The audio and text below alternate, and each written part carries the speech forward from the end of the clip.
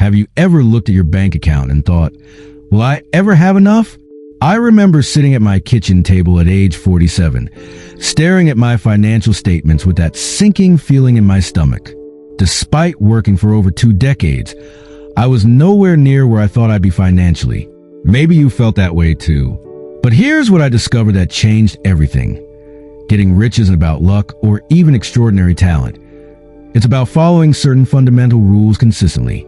I'm not talking about get-rich-quick schemes or risky investments. I'm talking about principles that have worked for centuries, principles that the wealthy have always known and followed. The good news? It's never too late to start. I've seen people in their 60s and 70s transform their financial situations by implementing these rules. And today, I want to share them with you. Before we dive in, I'd like you to leave a comment with the word wealthy if you're ready to commit to these principles. This simple act of public commitment can dramatically increase your chances of following through. Now, let's get to the first rule that changed my financial life forever. Rule number 1, pay yourself first before anyone else gets a dime. This might sound selfish at first, but it's actually the most responsible financial principle you'll ever follow. Most people get their paycheck and immediately start paying bills, buying groceries, and covering expenses. By the time they think about saving, there's nothing left. They promise themselves they'll save next month, but next month never comes. Martha, a 59-year-old school administrator, told me she tried saving what was left for 30 years. The result? A retirement account with only $43,000. But when she flipped the script and started putting 15% of her income into savings before paying any bills, everything changed. The first month was scary, she admitted. I was sure I wouldn't have enough for expenses, but somehow I managed. It's like the expenses shrink to fit what's available. Within just 4 years, Martha had saved more than in the previous 30 years combined. The money I pay myself first is sacred, she explained. I've learned to live on what remains, and honestly, I barely notice the difference in my daily life. The magic of this rule is that it changes your mindset. When you pay yourself first, you're making a powerful statement that your future matters. You're prioritizing long-term security over immediate wants. Start with just 10% of your income. If 15% feels too intimidating, even 5% is better than nothing. The important thing is to make it automatic. Set up a transfer that happens the day your paycheck arrives. Rule number 2, follow the 24-hour rule for any purchase over $100. We live in a world designed to make us spend impulsively. Marketers know exactly which psychological buttons to push to make us reach for our wallets. And with online shopping, it's never been easier to make purchases we later regret. That's where the 24-hour rule comes in. It's simple. For any purchase over $100, wait 24 hours before buying. For purchases over $1,000, wait a week. This creates a cooling off period that allows the initial emotional excitement to fade, letting your rational mind take over.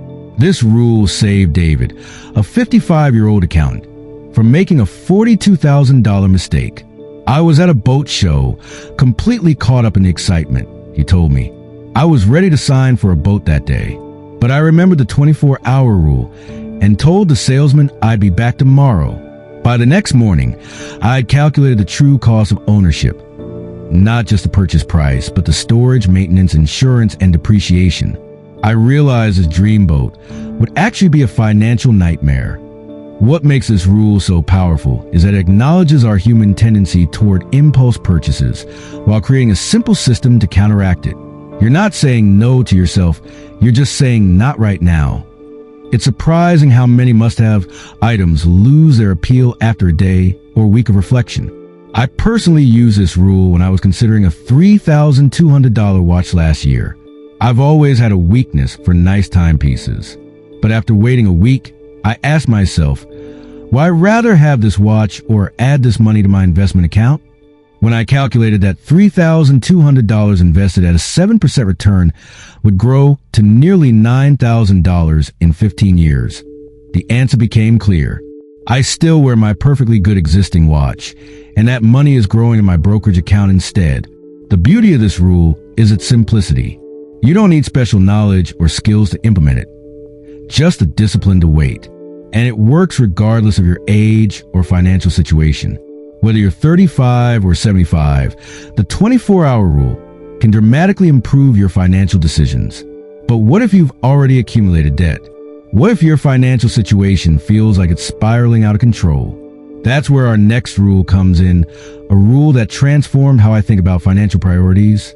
Rule number 3, follow the debt avalanche. If you're carrying debt, you're not alone. The average American approaching retirement has over $23,000 in non-mortgage debt. But not all debt elimination strategies are created equal.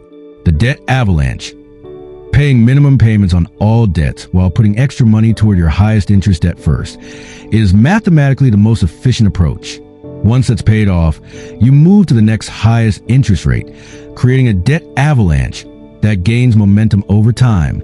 But here's the twist that made all the difference to Janet, a 61-year-old nurse drowning in credit card debt. Carve out 10% for wealth building even while paying down debt. When my financial advisor suggested I invest while still having credit card debt, I thought he was crazy. Janet told me, why would I invest when I'm paying 18% interest on my cards? But he explained that if I focused only on debt, I'd miss years of compound growth. And psychologically, I needed to see something positive growing while I tackled the negative. Janet decided to put 90% of her extra money toward debt and 10% into a simple S&P 500 index fund. That small investment account kept me motivated during the 2 years it took to become debt-free. And by the time I killed all my debt, I already had $4,800 growing in my investment account. I had built a habit of investing, so it was easy to redirect my former debt payments toward wealth building. This approach recognizes a crucial truth. Getting rich isn't just about math. It's about psychology and habit formation. If you wait until you're completely debt-free to start building wealth, you're missing valuable years of compound growth, and you're not developing the muscle memory of seeing yourself as an investor. I've seen this work even for people with substantial debt. George, a 57-year-old teacher with $94,000 in combined debt from a divorce and medical bills, followed this approach. Even during my darkest financial days, I put $50 a month into my investment account. It wasn't much, but it reminded me that I wasn't just treading water. I was building something for the future, even while climbing out a hole. This leads us to the next rule, one that could literally multiply your wealth while you sleep. Rule number 4, make your money work harder than you do. There's a fundamental difference between how the middle class and the wealthy view money. The middle class sees money primarily as something to be earned through work and then spent. The wealthy see money as seeds that can grow into money trees that produce ongoing harvests. This shift in perspective changed everything for Margaret, a 54-year-old office manager. I always thought investing was for people who already had money, she told me. I was working 50-hour weeks just to pay the bills. But then my brother explained that without investments, I'd have to work forever since dollars only come when I trade my time for them. Margaret started small, putting just $300 a month into a diversified portfolio of index funds. After 11 years, she had over $67,000, and that's with some significant market downturns during that period. The amazing thing is that last year, my investments generated over $4,100 in gains and dividends. That's money I didn't have to work for. My money was working for me. This is the power of having your money work harder than you do. When you invest, you're essentially hiring your money to go out and make more money while you sleep, work, or play. And unlike you, your money never needs a rest. It can work 24/7, including weekends and holidays. The key is to start now, regardless of your age. Yes, starting younger gives compound interest more time to work its magic, but the second best time to start is today. Walter, who began investing at age 62 after receiving an inheritance, put it perfectly. I used to think there was no point investing at my age, but my financial advisor asked me, "Do you plan to be alive in 5 years?" When I said yes, he said, "Then you're investing for the future." 10 years later, I've nearly doubled that inheritance through smart, conservative investments. The beauty of this rule is that it works at any income level.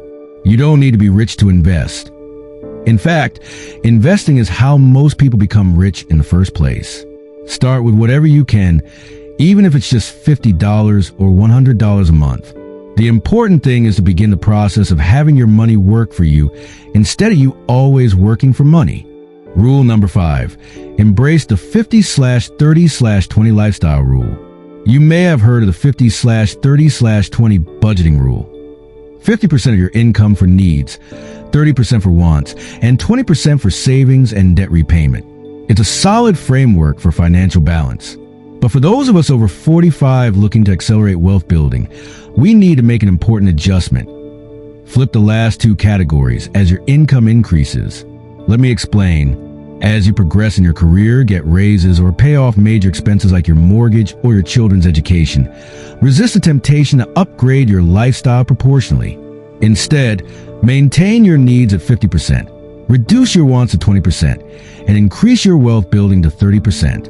What's powerful about this adjustment is that it doesn't require drastic lifestyle changes. You're not cutting back from what you're used to.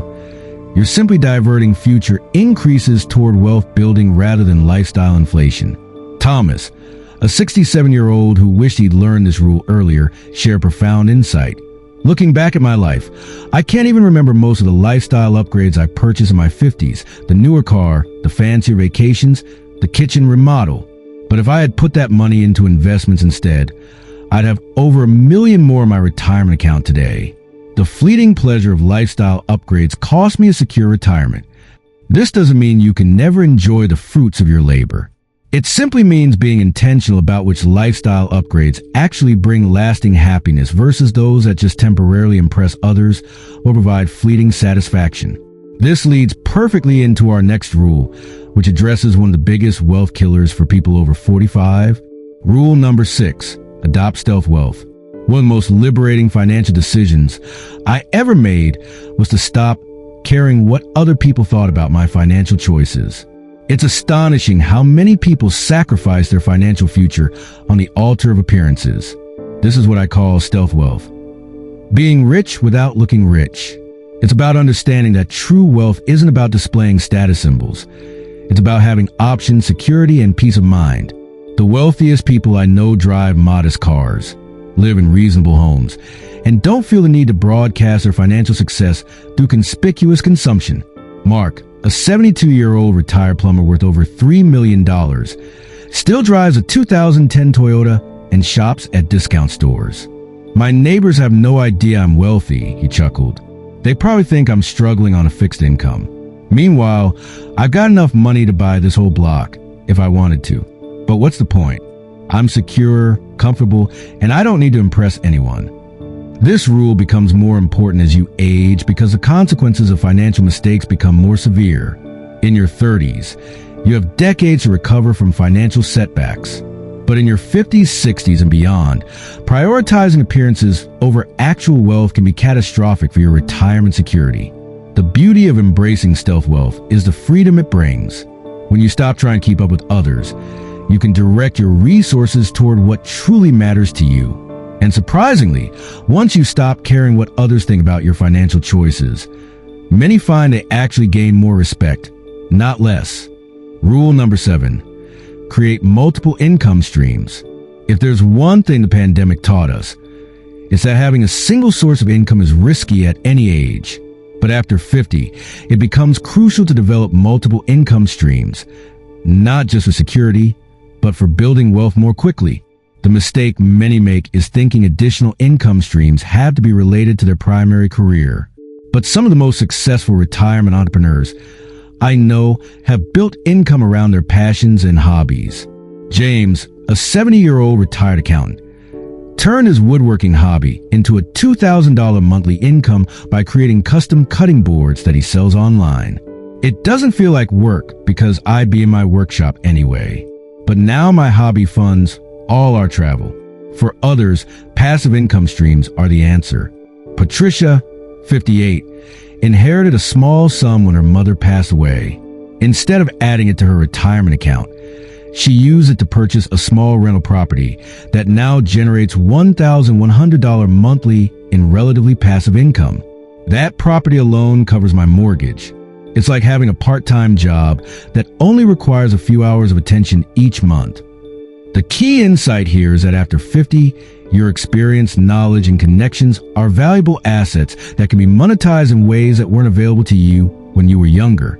And unlike traditional retirement assets that you have to be careful not to deplete, these income streams can continue to generate money indefinitely. Even small additional income streams make a huge difference. An extra $500 monthly might not sound life-changing, but it's the equivalent of having an additional $150,000 in retirement savings, using the 4% rule. And unlike withdrawing from your savings, creating income keeps your principal intact. So, what does all this mean for you? Right now, wherever you are in your financial journey, the most important takeaway is that it's never too late to build wealth. Whether you're 45 or 75, implementing these 7 rules can dramatically improve your financial situation. The key is to start today. Begin with rule number 1. Pay yourself first, even if it's just a small amount initially. Then gradually implement the other rules as you build momentum. Remember that building wealth is not about making one perfect decision. It's about making many good decisions consistently over time. I'd love to hear which of these rules resonated most with you. Comment below the rule number that you're committed to implementing first, and share any questions you might have.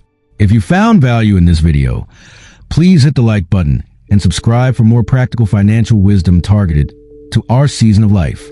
Next week, we'll be discussing the hidden costs of retirement nobody tells you about, crucial information for anyone within 20 years of leaving the workforce. Thank you for watching, and remember, it's never too late to become wealthy. The best time to start was 20 years ago, but the second best time is now.